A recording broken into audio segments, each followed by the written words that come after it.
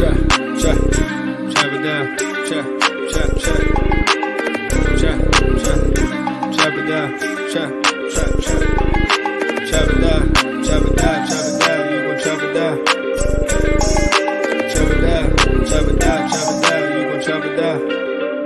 just appreciate everybody watching.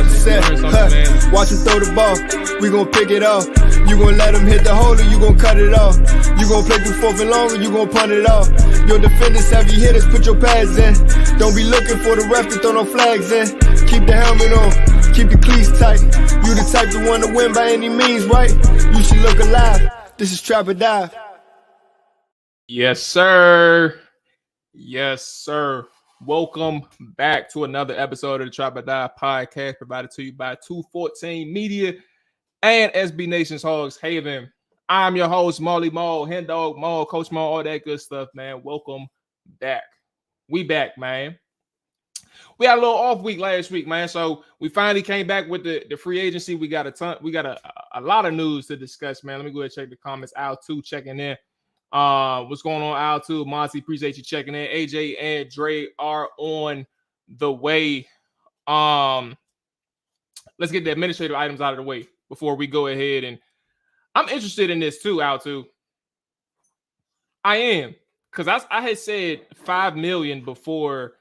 For those that's listening on the podcast side, I am sorry. Al2 in the live chat mentioned Mike White signing for 2 years, 16 mil, 8 on the AAV, 8 per on the AAV. He's wondering what Taylor Heineke will ultimately sign for, and that's going to be interesting. Let me get the things going. There we go. All right. Administrative items. If you are new to the Trap or Die podcast, make sure you are hitting that follow button on the YouTube side or subscribe button, whatever it is. We definitely appreciate it. If you are listening on the podcast side, the audio side, make sure you hit follow or subscribe, and whichever way you are listening, we definitely appreciate it. If you got time to do a rating and review, man, we appreciate it. Okay, so Washington has been busy. Let's go ahead and figure out where we're going to start with. Brian checking in. Yes, sir. That's actually where I was thinking about going. 4 years, 90 million for Duran. I think he had 68 million guaranteed. Now I am coming in from the gym probably about 20 minutes ago. So I know when I was on my way that he had a presser in the midst of me driving to the gym. So I'm about to go ahead and check in and see what he had to say about it. I see the headline from Hogs Haven saying that he mentioned the deal hasn't really set in or hit him yet. Which is interesting.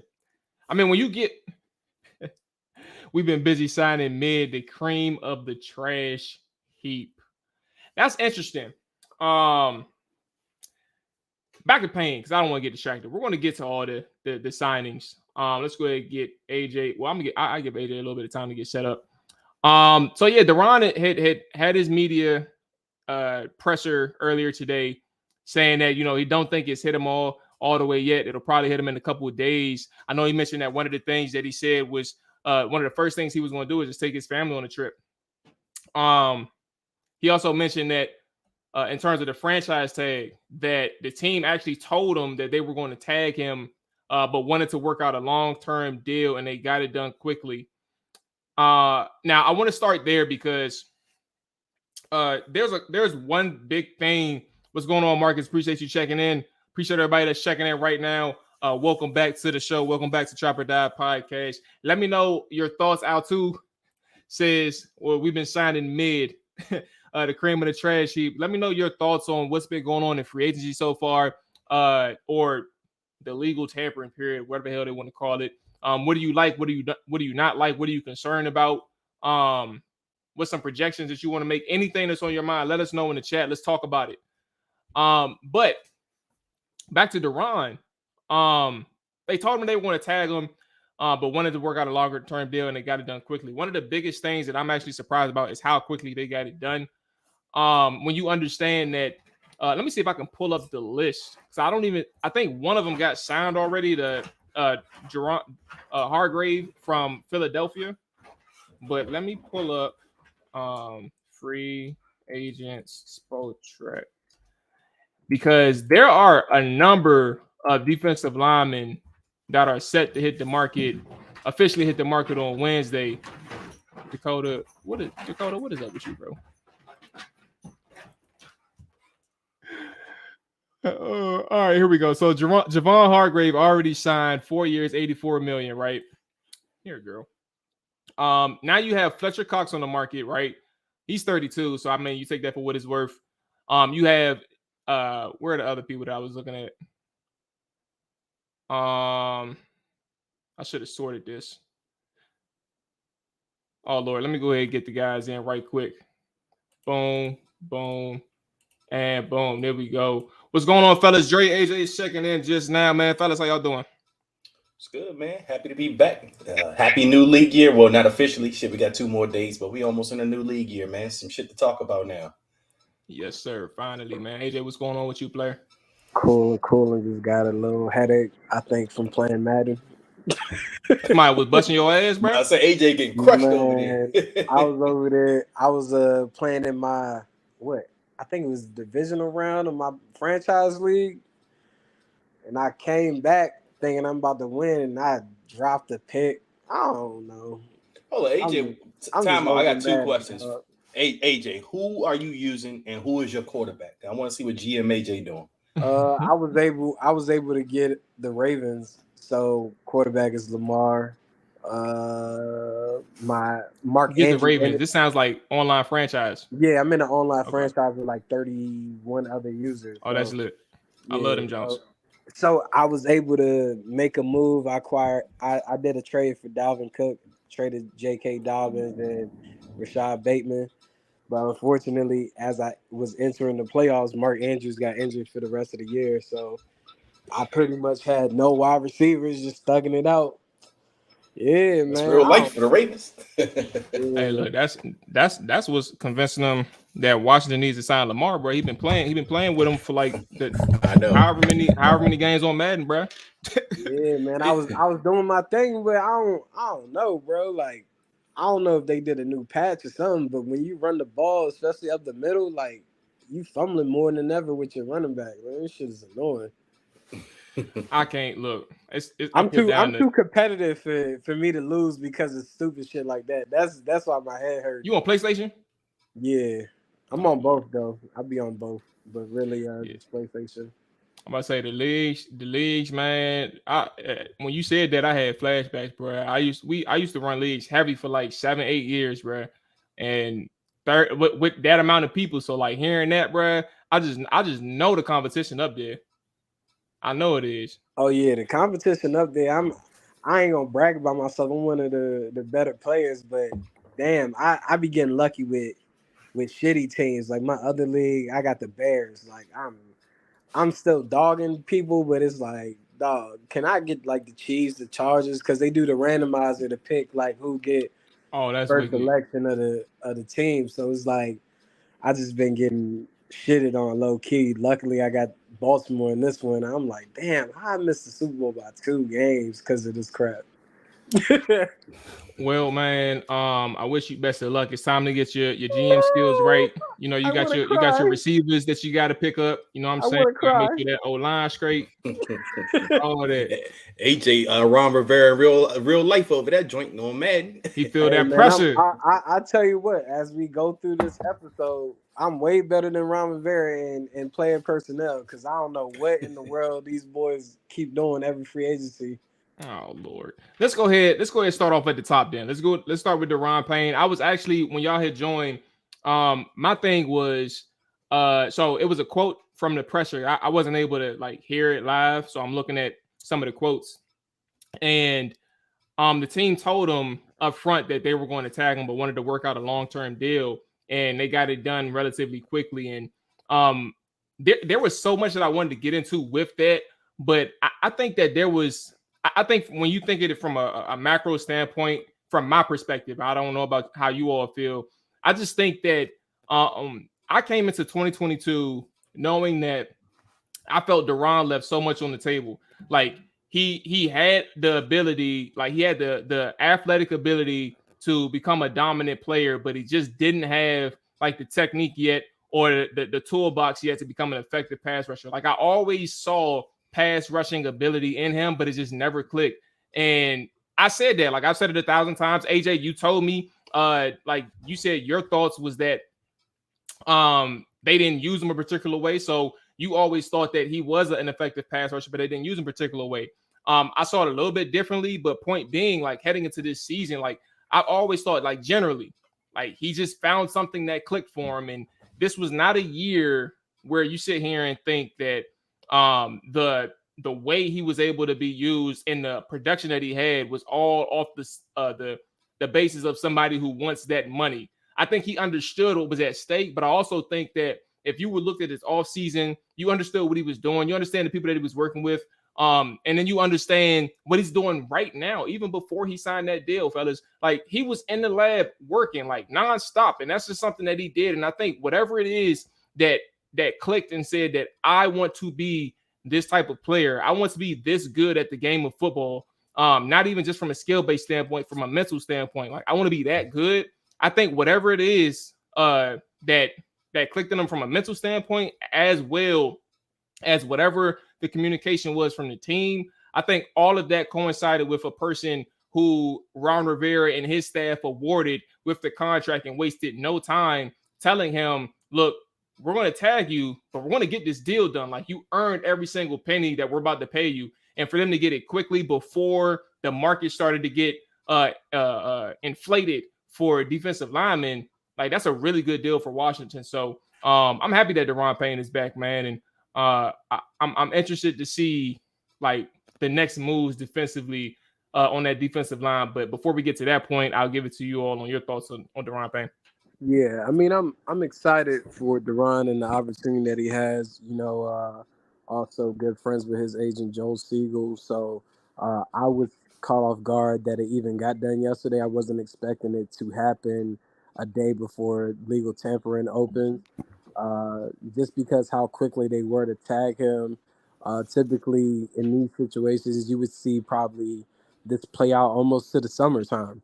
Or maybe a little bit before the draft. So for it to happen in advance, it kind of told me, hey, maybe Washington will be more active in free agency come Monday, or maybe they will have this conversation with Lamar Jackson. Because I still feel like if any team needs a quarterback, you should at least have a conversation with Lamar Jackson to see what it is he truly wants. You may not get it done, but if you don't have a conversation and you need a quarterback, there's an issue there.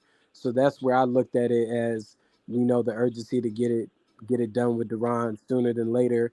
And then also you have guys like the Jeffrey Simmons from the Tennessee Titans. That's who it was. I was thinking of the name. Jeffrey Simmons. You got a couple other names coming up. You got too. Quentin Williams. You got Chris Jones, who's up for extension.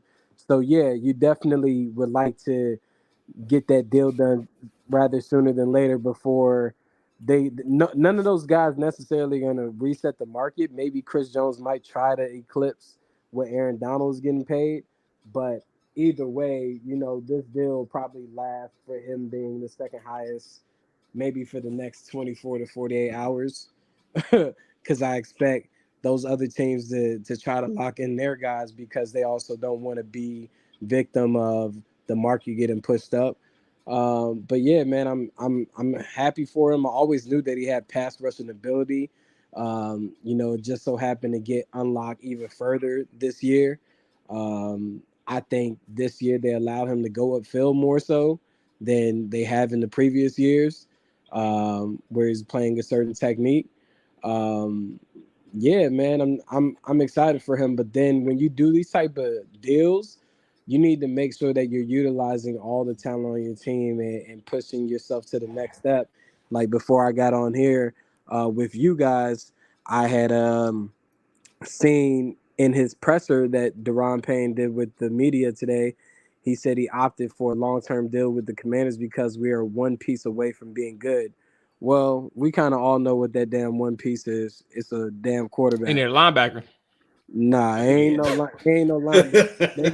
They could put either one of us at linebacker at this point, and you still need a quarterback. So hopefully they understand that they have a good enough roster to a point where if they had an elite quarterback, it would cover some deficiencies, whether it be offensive line or that linebacker and cornerback that we're hoping that they address, which it doesn't look like they'll be addressing in free agency.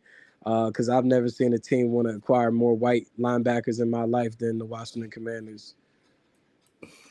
No offense to our Caucasian listeners, but well, AJ, they might be letting Cole Holcomb walk, man. I don't know. So they might be one less. That's what I was looking for. There was an updated. I have a list of all the signings, but they signed somebody from Seattle. I guess we'll get to that in a second. You got the floor. Yeah. But no, I mean, just on Daron Payne, we have been talking about, like, to your point, Jamal, we have been talking about Daron Payne potential. That's what we were saying for his first few years in his career. And then last year just seemed like he finally turned it around altogether. Now, to me, I don't think it's a flash in the pan because Daron has always shown the ability. It was just whether he can consistently do it. And I thought last year you saw him take that next level and start to be more consistent, start to get more upfield, start to get more pass rushing ability.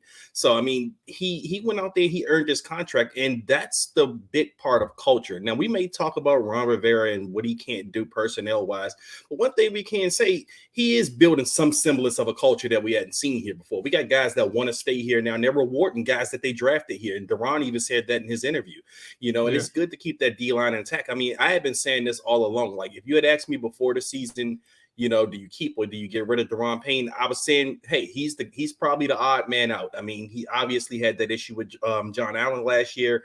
And to me, I was like, well, you want to keep the two edge rushers. But then as the season went on, I started to say it's going to be between Payne and probably Sweat and even Chase Young at that point.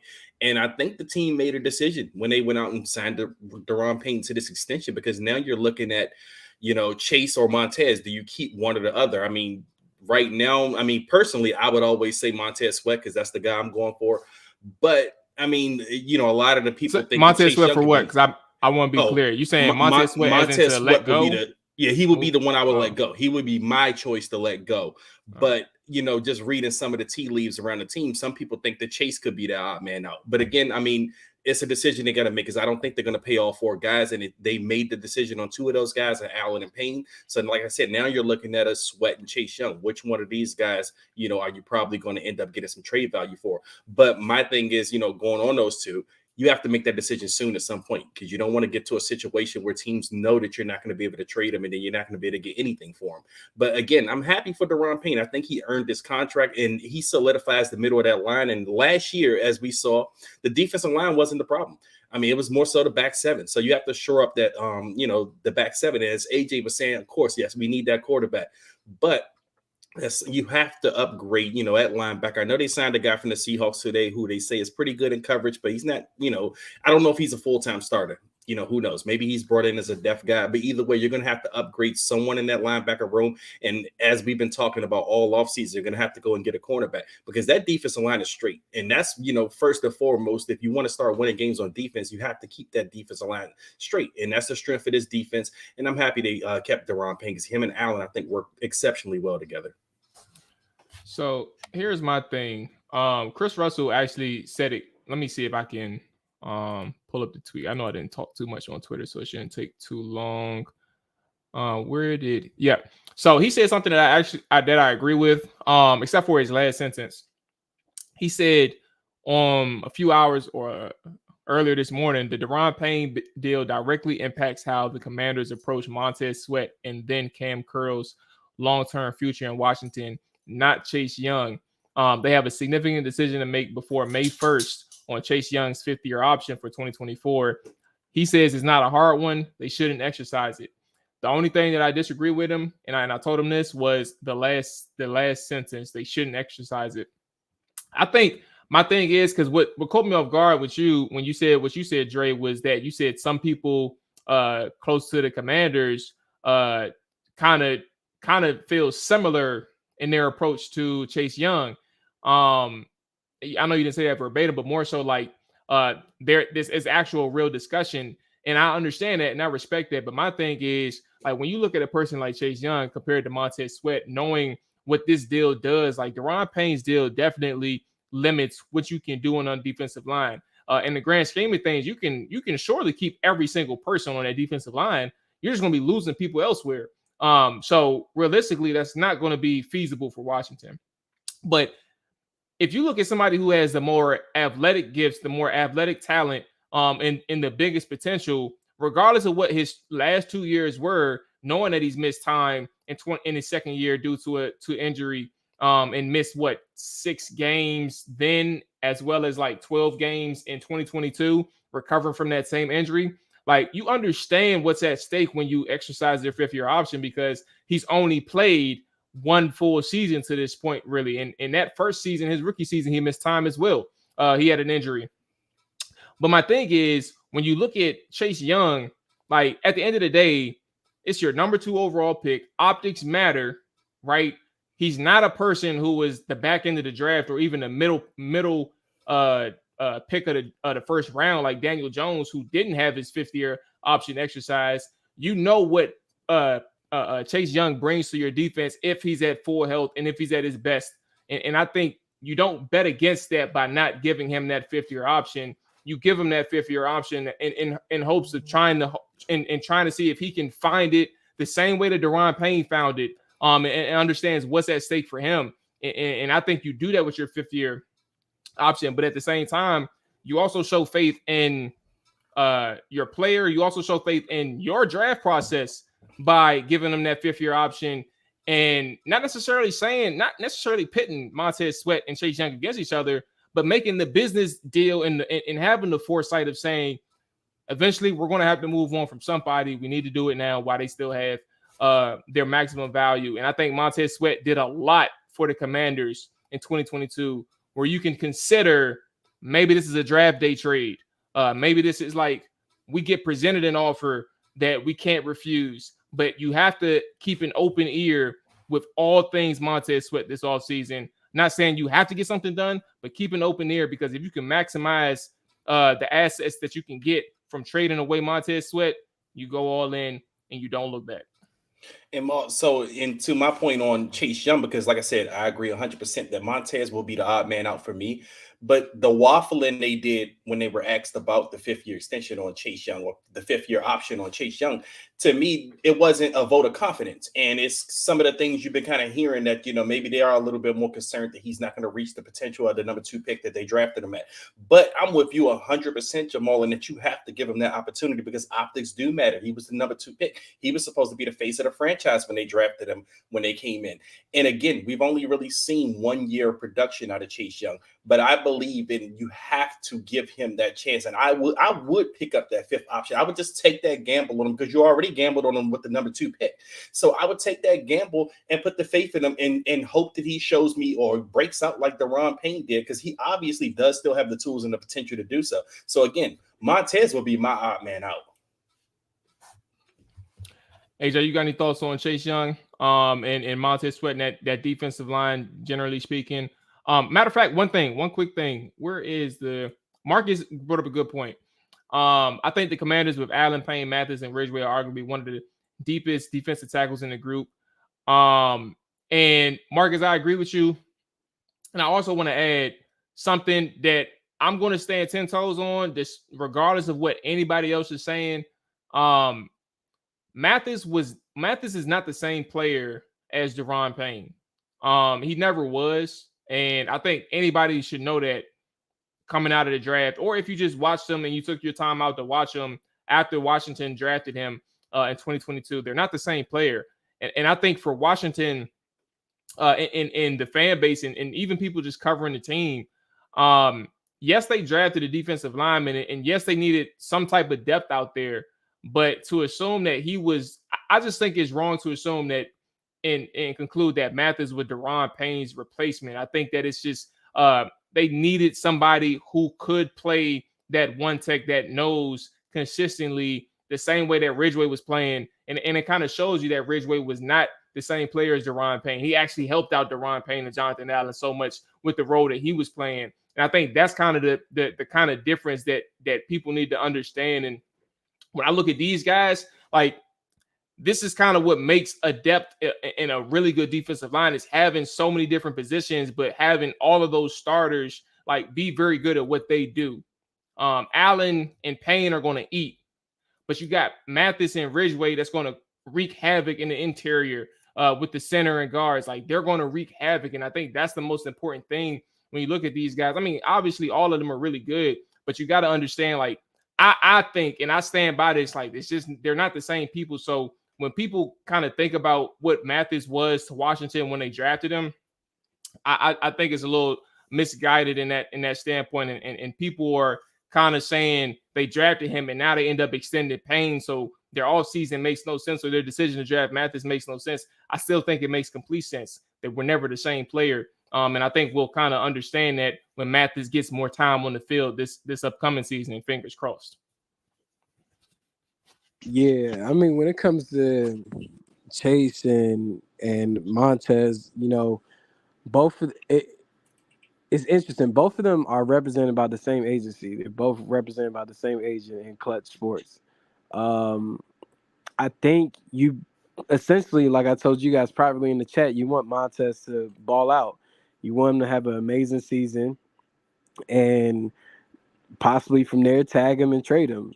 You know, with Chase, I would definitely take a risk on the option. I mean, he missed pretty much all of last year. It doesn't hurt to pick up the option. Like, why? That's the whole point of the 5th-year option for first round picks, is to have teams being able to leverage that instead of having to pay out a max type of contract. So why wouldn't you take that risk? I mean, more than likely Chase would be under a new regime next year anyway. So you just never know how different defensive coordinators will be able to unleash that type of talent on the end with either a Montez Sweat or Chase Young. I just feel like overall, man, for Washington, the main priority is solving this quarterback situation and getting the best play out of that. Because yes, you won't be able to keep everybody, but the longer that you go without fixing this quarterback situation, yeah, you're gonna be able to pay all those defensive players because you ain't paying no quarterback, and eventually you want to be able to have that opportunity to have those conversations. Should we pay this quarterback or not? Should we pay them the 50 million plus? Should we give them a Jalen Hurts type of deal, a Kyler Murray, whatever? Um, I think I'm not really too concerned with how that plays out because I really don't understand Ron Rivera and company's intentions with anything. Last year they should have got Deron Payne done because the potential was always there for him to get to get this type of pay out of this franchise, and you knew he was going to be productive. He has not had a unproductive season in the NFL.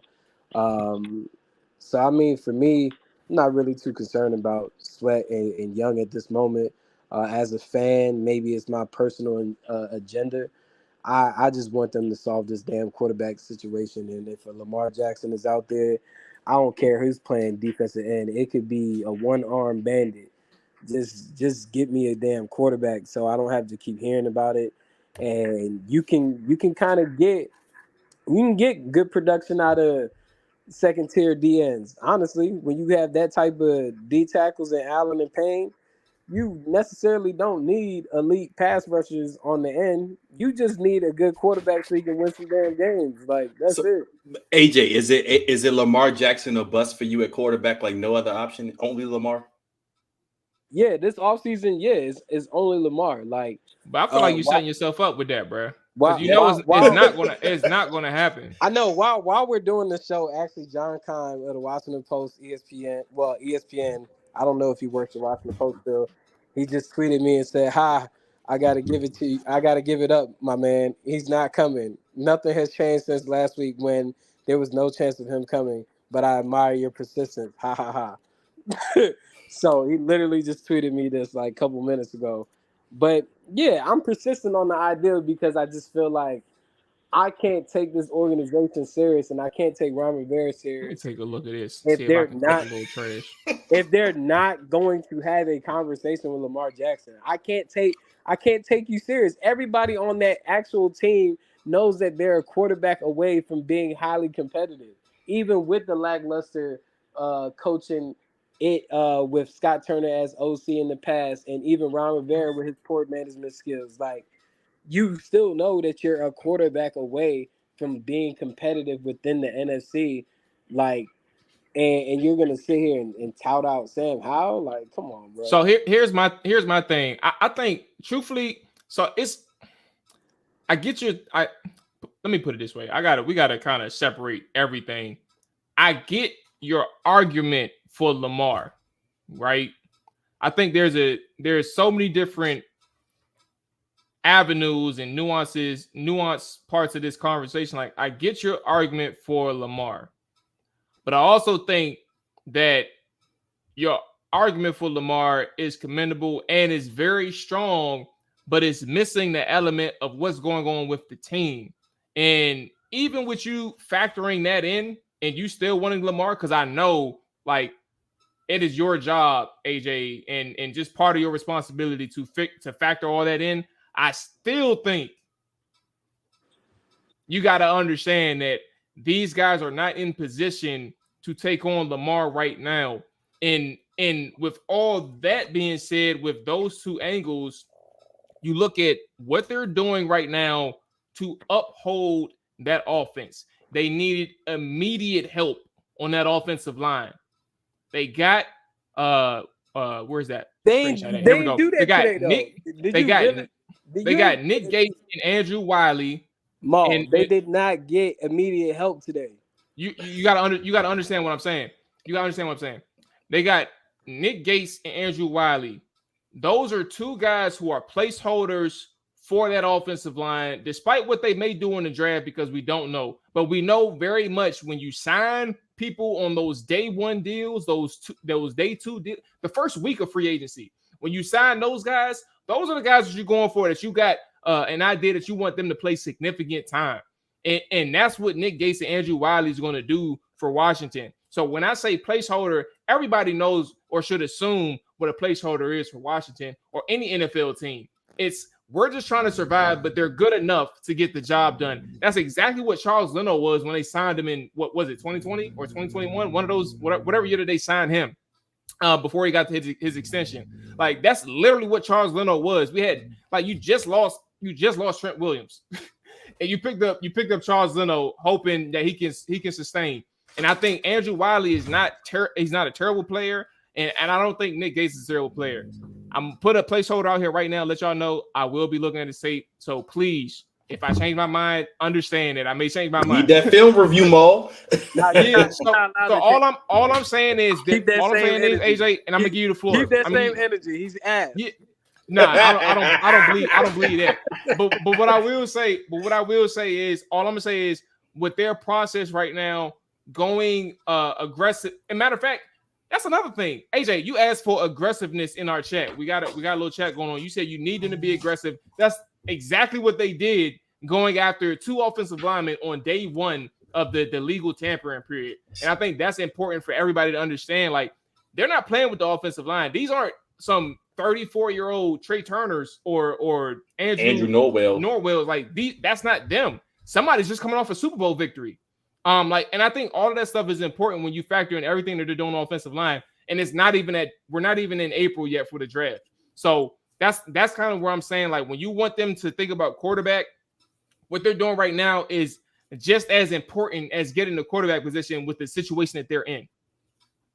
And can I just chime in real quick on this? And this is something that actually, to be honest, they're having an ideal offseason already for me. I mean, for one, like Mual said, they went out and they were aggressive on legal tampering day. We're not even used to the Ron staff doing this. Like, they usually wait for day 5 of official free agent signings to make any kind of moves. Like, they're on tier 3, tier 4. Now, that's not to say I think that any of the guys they signed today are going to make any kind of impact. But they were kind of low-cost signings, but they were also addressing significant needs on this team. And I'm on record saying this, that I really don't want this regime making any big major moves that's going to affect the future, because I don't think this regime's going to be here much longer. So, but if they're going to make moves, I want them to make moves that are not sexy right now, but they're going to build the foundation of this team, like the depth on the line on both sides. I mean, you got Ron Payne back, then you signed the 2 offensive line guys today. Now, whatever happens with Ron, maybe they improve this year. I don't know. But the most likely scenario is that Ron and his staff is out of here after next year. So if that is the case, and AJ, I know you believe that to be true. If that's the case, the next regime and staff that's coming in here, they're going to probably have a good foundation to just go out and do what they want to do and go just pretty much focus on the most important thing on this team, and that's to go get a quarterback. Now, that's assuming that Sam Howell doesn't turn out to be shit or anything, but they're not messing up the future for anything behind them, but they're also still keeping themselves in conversation of being competitive and possibly being a playoff contender. I mean, if you look at today, right? I don't necessarily call this being aggressive because I don't even know if the two guys that they did, legally or legal tamper agreed to deals with come Wednesday if they'll officially sign, if these guys are even starters. Like I'm reading that Wiley may not even start at right tackle. He might be the right guard. Like we should assume that because he can play. He's starting somewhere. The Nick Gates might be the starting center, might not be, might just be a rotational guy. Like, bruh, I need bona fide starters. Like, but we know those are reports from people who just don't know. Like, we know that. This is coming from like the beat reporters. That's what I'm saying. They don't know. Like, no disrespect because we got them on our show, but they don't fucking know. They don't know. Nobody knows. Nobody can tell us what Sam Cosmi is doing right now. So nobody knows. So let's say Wiley is signed to play right tackle. Is he any better than Sam Cosmi at right tackle? I can't say right now. So just from watching enough Kansas City Chiefs games, there's nothing impressive about him there. Like, but if he's better than what you have at right guard, that's an upgrade, right? Because we definitely need to upgrade at right guard. You pretty much had nothing there, so anything would be better. so it's like so they addressed and then at center, you essentially had nothing there either. So anything would be better. I just feel like, for my personal being, if you're gonna go and sign a guy like a Daron Payne after you just gave Jonathan Allen the bag a couple years ago, Terry McLaurin, you're retaining this talent. Like, be aggressive in some nature and actually trying to improve this team with above average talent. Don't sit here and sell me on mid, bro. And then I'm also getting mid from quarterback. And you got beat reporters like John Keim. You got other media pundits telling me that you're not even interested in a conversation with Lamar Jackson. It's like, what are you doing here? Like, what are you trying to solve here? Like, what is the goal here? You went aggressively after a quarterback last year, and you couldn't get Russell Wilson. You couldn't get the Derek Carrs. You couldn't get the Matthew Staffords the year before. You acquired Carson Wentz and traded. You almost gave up your second-round pick. Luckily, he got hurt in the midst of that. If he didn't get hurt, they would have lost a second and a third. And now, one of the top 5 quarterbacks in the league at 26 years old, you're not even going to have a conversation? Because this don't really boil down to ownership anymore for me. Like, oh, fuck. This is more so just negligence. Like, it makes no sense. Because from some of the, even though they're small, minor moves, I feel like some of these moves, well, the Chiefs moves in particular, they have had some influence from Eric Bieniemy. So I feel like they respect and value Eric Bieniemy's opinion. And I think that would apply to quarterback as well. What I was going to add is with Al too. Telling them niggas, my bad for saying the N-word, but telling them there's no way in hell that we can go out here and not have a conversation with Lamar Jackson. So, Dre, what you mentioned, you said Bieniemy. This is what Al too mentioned. For those listening to the podcast, Al too said Ron let Trent, Sheriff, and Moses leave and brought in Leno, Wiley, and Lucas. Ron isn't serious about the line. He can't be. I wanted to be clear because this is a whole different situation now. And Dre, you brought it up, and that's what I left this comment up here for. Bieniemy is probably in complete control of this offense at this point. Like, who he wants, who he needs, what he wants, like what he's thinking about. So, like, I think from us, people like an outsider's perspective, I think we need to kind of open up the idea in that the offensive side of the football, there is much more influence from the coordinator now than it is Ron Rivera bringing in somebody, because Eric Bieniemy has an idea of who he wants on his roster, who he wants on his offense. And I think that's important too when you think about a Wiley. So if you have an idea of who Bieniemy is, or if you have if you favor Bieniemy, you also have to understand that he sees something in these guys And I'm not. This isn't just about Wiley. This is about Gates as well. And whoever else they bring in. I'm just saying he has much more faith in these guys who can help transition this team and understands what he wants offensively much more than what we can understand as well. And to be honest with you, I'm gonna be honest with everybody in this chat right now. And this is also like a knock to me. I just think that sometimes from a fan perspective, when you hear bad, you kind of dwell in it and you build it up to something that is probably not. I don't think that Wiley is as bad as anybody is saying. I'm not saying that he's a good player, but I never lean into somebody's too very good or very bad. I think that it's always something in the middle. And I don't think Wiley is a bad player. And I'm gonna figure it out myself, but I don't think Wiley's a bad player. I think that there's some merit to him, especially like how do you start on a Super Bowl team and you start at two different positions in your career at Kansas City. And you start in so many games over the course of 5 years, and all of a sudden you're bad. Like that doesn't work. Tyler Columbus didn't last. Tyler Columbus, who was the swinging gate, he didn't last more than one season or 2 seasons. How many seasons did he last, Dre? You the historian here. You know better than me. He lasted about 3 years. Columbus lasted here for some years, and then he went to the Atlanta Falcons after us, and he played for some years. So I mean, we weren't the only team that valued Tyler Columbus' contribution. This ain't working. My argument ain't working. But not at all. But we gonna let you cook. Let's ride. Yeah. Hey, ignore everything that Dre just said, and believe me. But no, I mean, to Maul's point, you're right though. Like, I mean, some of these guys, like I said, you just don't know because I mean, Mitchell Schwartz. I'm pretty sure he's on Kansas City's offensive line. He played the interior line for Kansas City.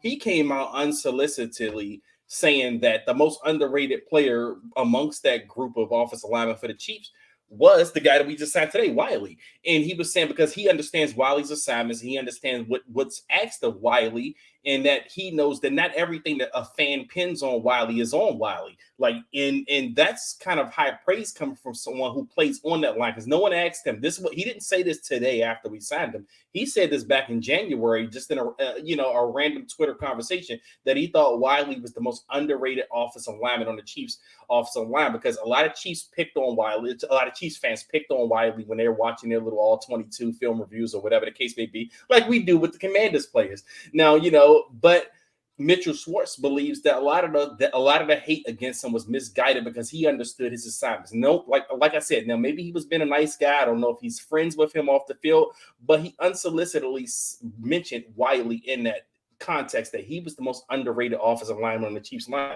So who really knows? But again, Maul, I mean, I don't know because I don't study the film. I think, Maul, you are a film guy. I defer to your opinion on a lot of that stuff.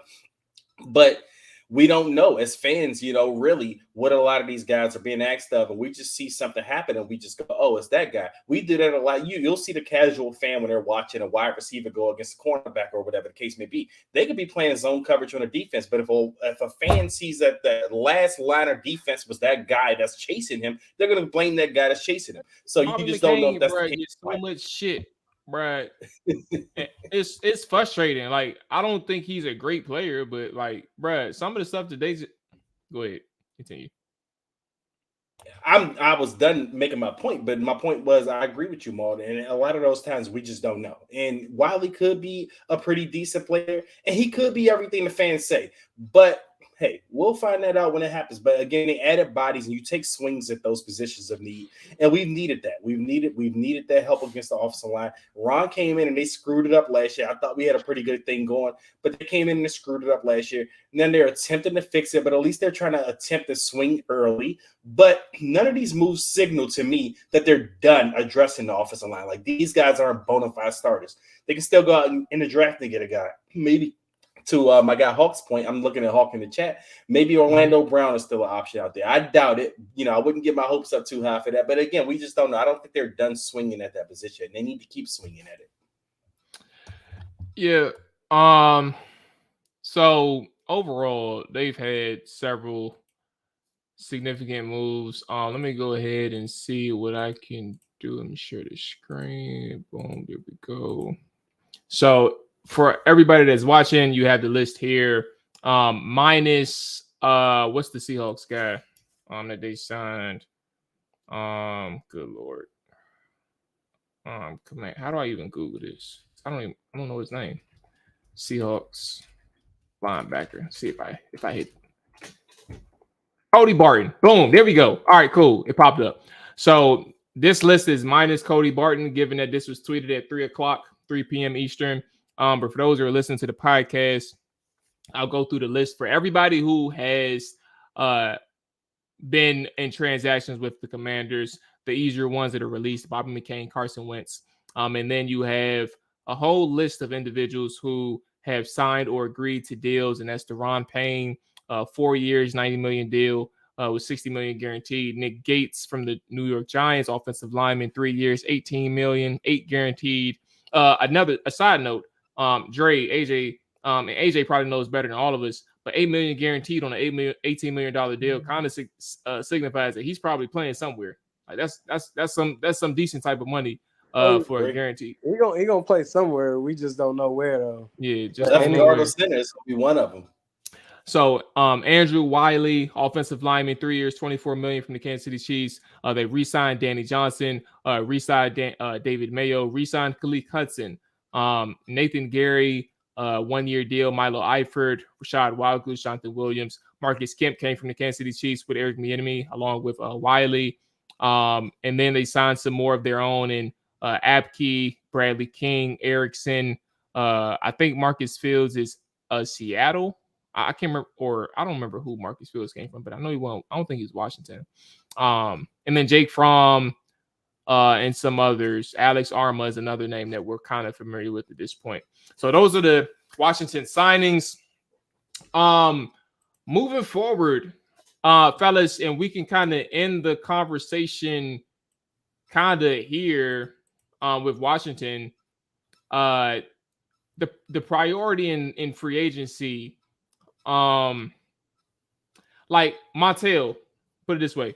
Montel, for those who know him by Jeff Gordon, I guess. I don't know if you all follow him on Twitter or not, but he's on the show from time to time. We don't know that guy. We don't acknowledge him here.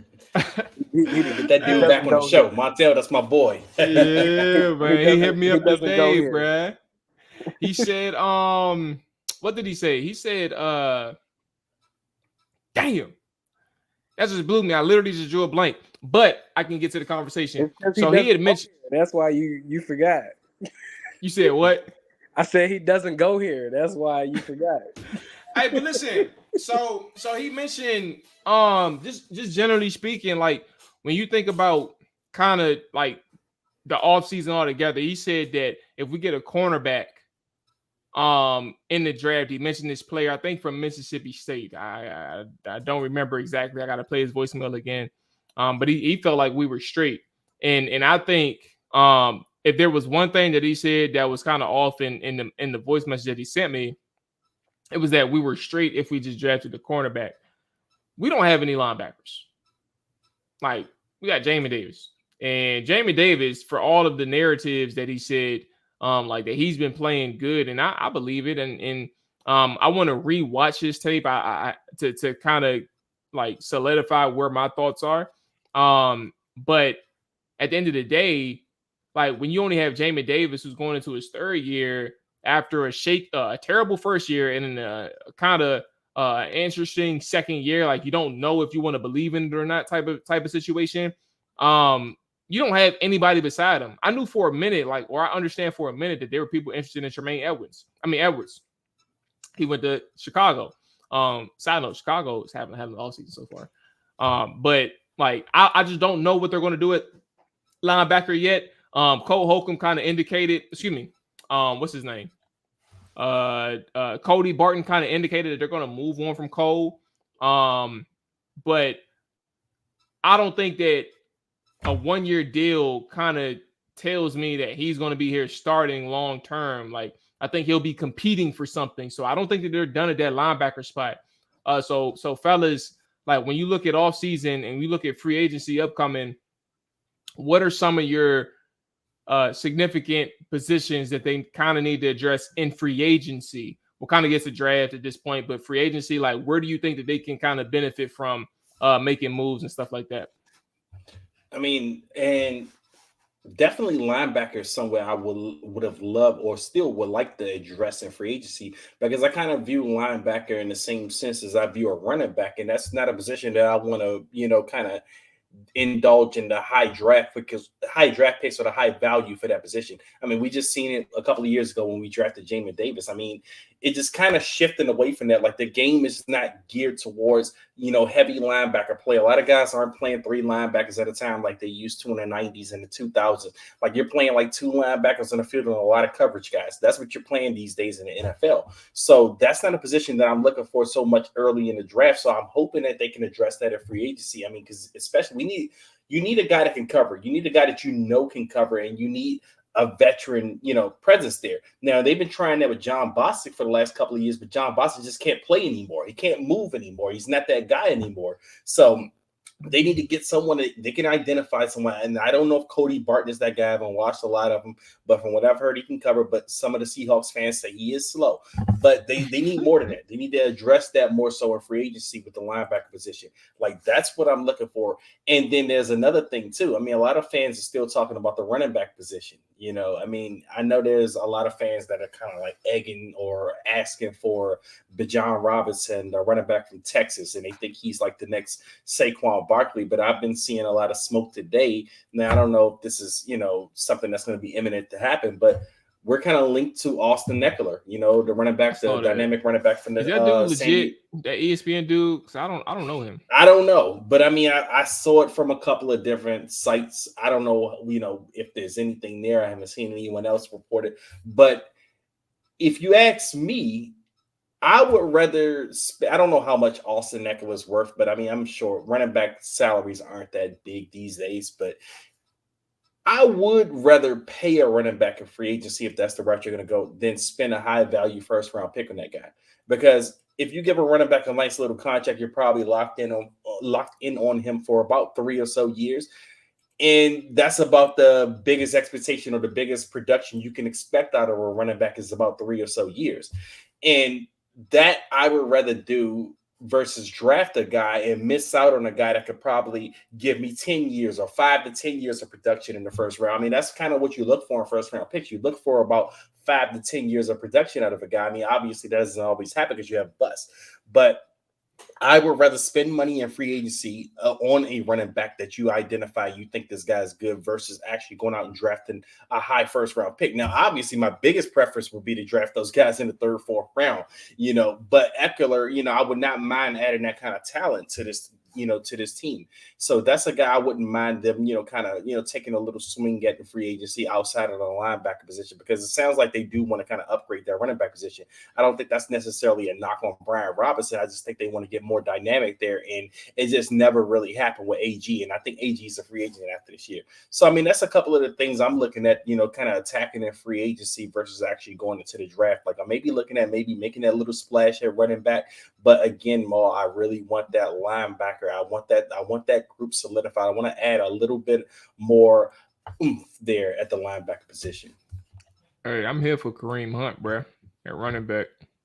He used to play with Bieniemy too before he got himself in a little trouble, bro.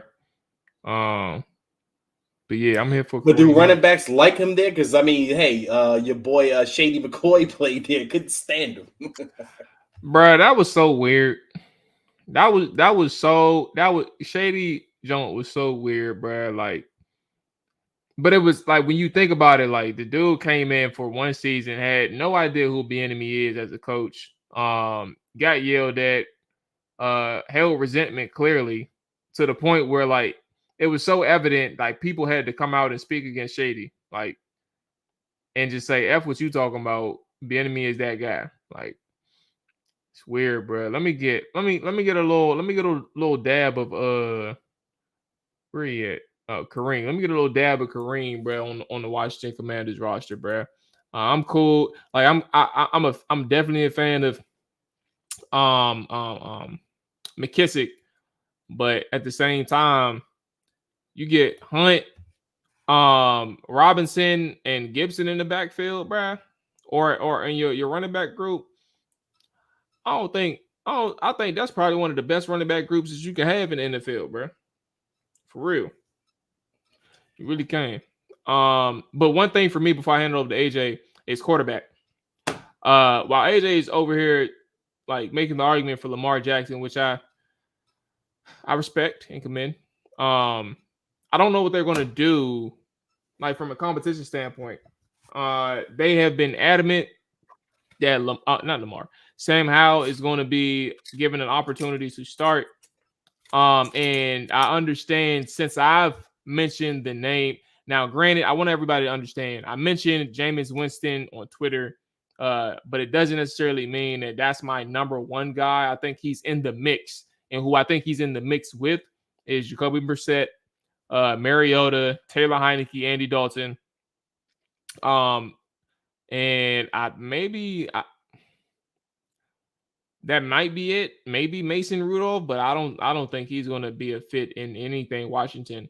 But in terms of a competition standpoint, that's kind of what you want is like those veteran guys, that veteran mode. And Brissett, the way things are sounding with his market, fellas, like Brissett may actually get more money than we anticipated and more opportunity to start than we anticipated. And like Brissett may be a guy who wants to go to, like, who is it? Mike White went to Miami and got paid good money, eight AAV, $8 million a year AAV. Brissett may want to go to Arizona for that same reason. Like, you're going to get endless playing time with Kyler Murray tearing his ACL. He may not be ready yet for the start of the season. Brissett may want to think about going to Arizona. And then for that, you have Washington looking at maybe Taylor Heineke and Andy Dalton. Especially with Baker. Now that I think about it, Baker's thinking about, they're saying he's connected to the Tampa Bay Buccaneers. So yeah, I think the competition probably relies in Andy and Taylor as far as we know, and maybe Mariota, but I put him like third on that list.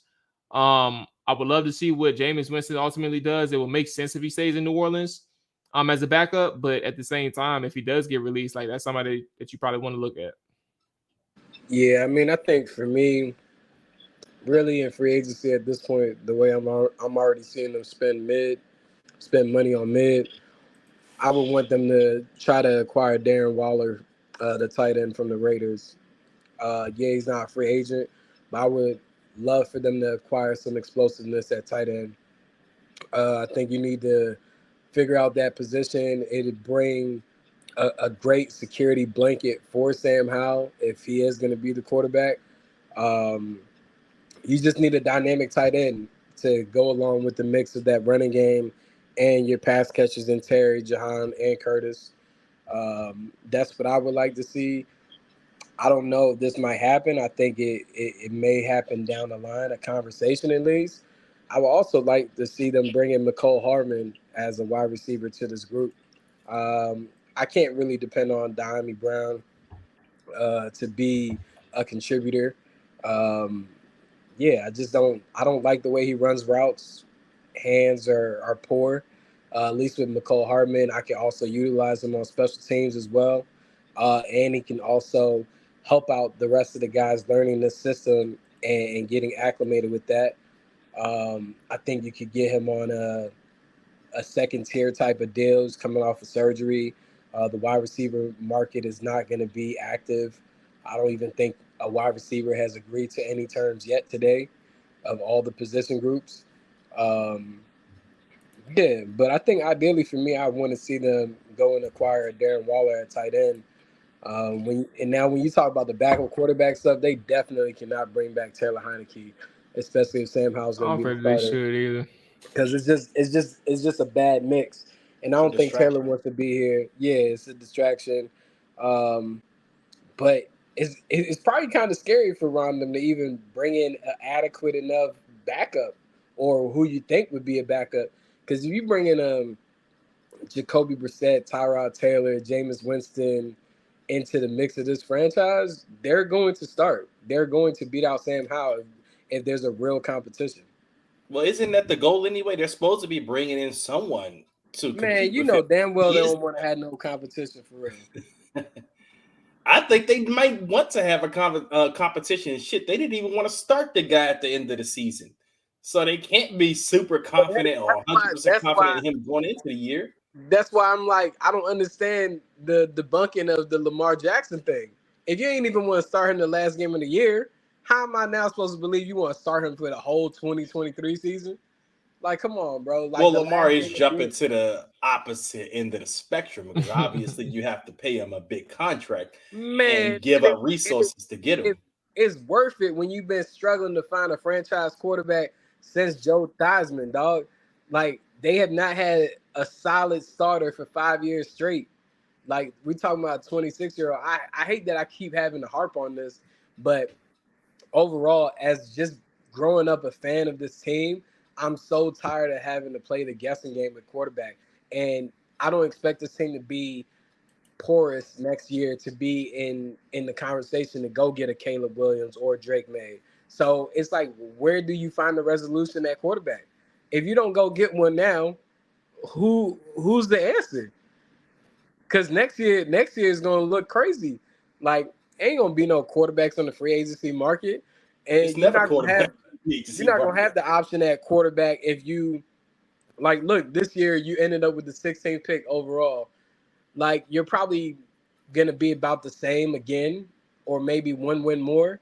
You're not gonna be able to have that QB talk about a Spencer Rattler, Drake May, Caleb Williams, and all these different guys that might be, the talk of the town QB wise next year. Like, you're gonna have to move so many assets to move up, and most teams are not gonna do that because they're gonna need a quarterback just as bad. So it's like, where do you fix it? I'm looking beyond just even this year. Like, I don't think Sam Howell's gonna be much. But hey, that's who they want to rock with. But that's I'm good just though that waiting you're for not Ron looking Rivera to get further fired. than this year, because like that's kind of beneficial to everything in the grand scheme of things. If you're not looking past this year, then that kind of shows the idea or the possibility that this is just a situation that they're trying to survive versus they're trying to do long-term fix. Now they can present an argument, meaning the current regime to whichever new ownership, whenever new ownership takes over, that like everything that we got right now is working in the right steps for us, and this is why this is working in the right steps for us. It's up to the owner to buy it, but like everything that they're doing is going to lead up to a point where, like, if Sam doesn't work out, they'll say we just need a quarterback, or if Sam does work out, it's saying we got something that we're working with, we're building here. And that's kind of what I think Rivera is kind of saying. This is like, we're going to continue doing things our way from a team building standpoint, and then let the chips fall where they may. I don't know if it's a right or wrong approach, but I think that when it comes to this understanding their situation, they may not be in the best position to go for like the gusto at that position unless they decide to draft. And if they draft first round, then maybe we're talking about a better situation at quarterback than Sam Howell. But that's just kind of it just complicates things at this point. It's kind of where I'm at. But see, too, we just watched the Bears trade with the Carolina Panthers. They went all the way up to number one. And personally, I wasn't a big fan of the move because I'm just not a fan of the quarterback class in this year's draft. But I mean, let's just go out and you say next year, 2024, Caleb Williams is the top prospect in the draft. Whoever gets number one is not trading out of that spot with Caleb, because they're going to probably want Caleb Williams. But I think next year's class is a very strong outside of Caleb Williams. So, if you're not in a position to trade up for Caleb Williams, Washington can position themselves this offseason to build a roster, regardless of who's the coach next year, to go out there and make a Bears type of move for the next guy in that draft. And I believe the next guy in that draft is better than the first guy in this draft here. So, I mean, there's that option there. If you don't, go out there and get a Lamar Jackson, who I believe is the cream of the crop of this year's, free agency class, as far as quarterbacks go, trade class, draft, whatever you want to put it, he is the cream of the crop. But obviously he comes with questions because it's a reason why his own team doesn't want to pay him right now. But again, I would personally make the move for Lamar Jackson because I like Lamar Jackson. I think he's a great quarterback. I believe he's a great talent at the quarterback position. I don't think he's the best thrower or anything, but he's a talent, and you need talent at that position regardless. But if you're not going to make that move this year, because obviously we talked about this ad nauseum with the ownership issues, if Ron isn't here next year or whatever the case may be, I believe they're building a solid enough foundation for whoever. Even if Ron is here next year, they're building a solid foundation even for themselves to go out and acquire that quarterback position like the Bears did this year. Somebody the asked you a Panthers. question. I'm sorry, the Panthers. Somebody asked you, would you be willing to give up Terry McLaurin next year? Oh, Lord Jesus. I will say this. I won't do that. I will not give up Terry McLaurin if I'm getting a quarterback in that situation. But I can tell you this. We would be in better position than the Panthers after giving up DJ Moore for giving up Terry. But we wouldn't give up Terry. I don't think. Maybe Jahan Dotson will probably be in that conversation. But either way, you have enough talent at wide receiver to withstand that kind of blow. And I didn't think the Carolina Panthers had enough talent at wide receivers to withstand the blow of letting the DJ Moore go, especially if you're moving up to get a quarterback, a rookie quarterback that's going to need all the help he can get to transition to the next level. Okay. Fellas, everybody in the chat, man, appreciate y'all checking in on this episode of Trap Or Dive, man. Dre and AJ. Look, I'm glad we finally got some news to talk about. We definitely ain't done. Look, we're working to get some guys, some people to come through. I'm gonna let yesterday's embarrassment or not literally yesterday, but last week's issue go. I'm not going to bring it up to the table that we went through last Thursday, but fingers crossed things kind of continue pushing on for the better. It definitely wasn't embarrassing. I don't know why I use that word. But that's going to wrap it up for us today. We're going to keep pushing. We got a guest on for us next week. So stay tuned for that one. Monday, 7 p.m. Eastern in the off season. If we do get, like, Deron was one idea where we could have done like a live or an emergency show, but I guess if we have like significant things going on over here on the football side of things, we can kind of tap into that realm of emergency podcast. But just stay tuned. Monday, 7 p.m. Eastern. We'll have some other shows as well when we get some guests booked up as well. So just be on the lookout for those. AJ, Dre, man, good luck for you, Dre, because I'm sure you're going to be betting on the NCAA tournament like I am. Yes, I haven't made my deposit yet, but I will be doing it tomorrow morning. AJ, I know you are not a gambler, but at the same time, you are a sports guy. So if we do say we got money on somebody, just stay out of it. Don't call us fools. Don't wish us luck. You know what I'm saying? Hey, just man. silent. All I'm focused on this week is Lamar Jackson. Lamar Jackson. Yep, I knew it, and I appreciate that. We should have known better. But yeah, that's gonna wrap it up for us, man. All 32 podcasts on the way in a couple days. What's today? Tuesday. So tomorrow, I'm tripping. Not a couple days. Tomorrow, 7 p.m. Eastern, man. Y'all stay tuned for that. Dre, AJ, y'all take it easy. Everybody in the chat, y'all take it easy. Appreciate y'all for listening. Appreciate y'all for watching. We out of here. Peace.